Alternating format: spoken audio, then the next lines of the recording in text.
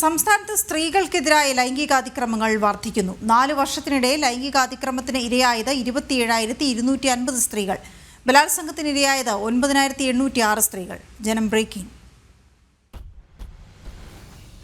സംസ്ഥാനത്ത് സ്ത്രീകൾക്കെതിരായ അതിക്രമങ്ങൾ വർദ്ധിച്ചു വരുന്നതിന്റെ ഞെട്ടിപ്പിക്കുന്ന കണക്കുകളാണ് ഇത്.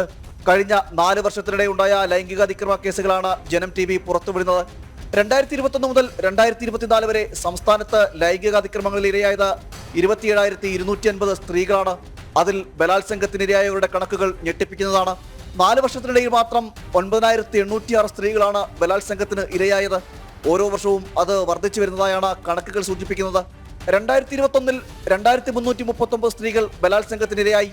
2022 2,518 2023 2,562 പേരും ബലാത്സംഗത്തിനിരയായി.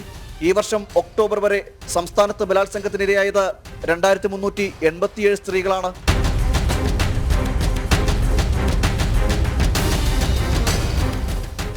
ലൈംഗിക അതിക്രമങ്ങൾക്ക് ഇരയാകുന്ന സ്ത്രീകളുടെ എണ്ണവും കുറവല്ല. പ്രതിവർഷ കേസുകളുടെ കണക്കുകൾ 4,000-നും മുകളിലാണ്. 2021 4,059 സ്ത്രീകൾ ലൈംഗികാതിക്രമണത്തിന് ഇരയായപ്പോൾ 2022 അത് 4,940 വർദ്ധിച്ചു. 2023 4,816 കേസുകളുടെ എണ്ണം. ഈ വർഷം ഒക്ടോബർ വരെ 3,629 സ്ത്രീകൾ ലൈംഗികാതിക്രമത്തിനിരയായി. ഈ കാലയളവിൽ വിവിധ കേസുകളിൽ അതിക്രമത്തിനിരയായത് 69,791 സ്ത്രീകൾ എന്നതും ഞെട്ടിപ്പിക്കുന്നു. പരാതി ലഭിച്ചാൽ നടപടിയെടുക്കാൻ വൈകുന്നതും ഉന്നത രാഷ്ട്രീയ സ്വാധീനവുമെല്ലാം ഇരയ്ക്ക് നീതി ലഭിക്കുന്നതിന് തടസ്സമായി നിൽക്കുന്ന പ്രധാന കാരണങ്ങളിൽ ഒന്നാണ്. ആഭ്യന്തര വകുപ്പിന്റെയും പോലീസ് സംവിധാനത്തിന്റെയും വീഴ്ചയാണ് അതിക്രമങ്ങൾ വർദ്ധിക്കാൻ കാരണമെന്നാണ് വിലയിരുത്തൽ. സ്ത്രീകൾക്കെതിരെ ഉണ്ടാകുന്ന അക്രമങ്ങൾ കേവലം രാത്രികാല നടത്തങ്ങളിൽ ഒതുങ്ങുന്നുവെന്ന് മുൻ വനിതാ കമ്മീഷൻ അംഗം ഡോക്ടർ ജെ പ്രമീള ദേവി പറഞ്ഞു.